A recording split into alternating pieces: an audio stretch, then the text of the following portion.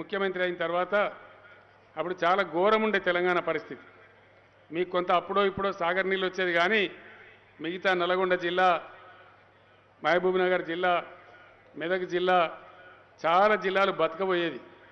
పశువులను మేపుకుందామంటే ఇప్పుడు గడ్డి లేక పశువులను కబేలాలకు అమ్మేసి అన్నమో రామచంద్రాన్ని పొట్ట చేతులు పట్టుకొని బతకబోయేది. అంత దుర్భరంగా ఉండే.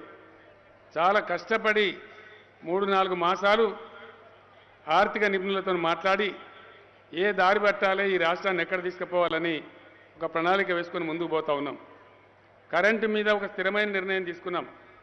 ఏది ఏమైనా కరెంటు మీదనే తెలంగాణలో ఎక్కువ వ్యవసాయం ఆధారపడింది కాబట్టి ఖచ్చితంగా కరెంటు విషయంలో మంచి నిర్ణయం తీసుకోవాలి గట్టిగా అని చెప్పి నిర్ణయం చేసినాం. ఒక నిర్ణయానికి వచ్చినాం. నేను అసెంబ్లీలో లేచి చెప్తా ఉన్నా, 2 సంవత్సరాల లోపు ఈ రాష్ట్రానికి వ్యవసాయానికి కూడా 24 గంటల కరెంట్ ఇస్తామని నేను చెప్పిన.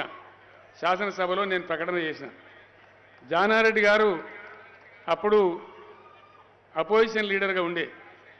ఆయన లేచి ఒక మాట చెప్పిండు, కేసీఆర్ గారు మీరు 2 ఏళ్లలో కాదు 4 ఏళ్లలో కరెంట్ ఇచ్చినా నేను కాంగ్రెస్ కండువా తీసేసి నా మెడలకెళ్ళి నేను గులాబీ కండువా కప్పుకొని మీ కార్యకర్తలుగా పనిచేస్తానని మాట్లాడింది.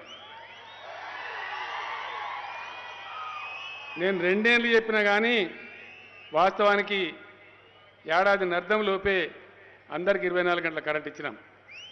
నేను సక్సెస్ అయినా. నేను ఇచ్చే కరెంట్ ఇప్పుడు మీ అందరికీ తెలుసు.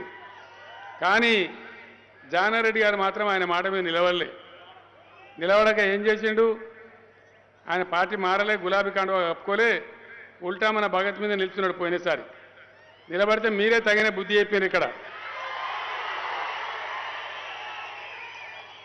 ఇప్పుడు కూడా నేను ఏమంటున్నా అంటే, ఎవరి వైఖరి ఏంది, పార్టీల చేతుల అధికారం పెడితే ఏం చేస్తారు అనేది మీరు ఆలోచించి నిర్ణయం చేయాలి. అప్పుడే మేలు జరుగుతుంది.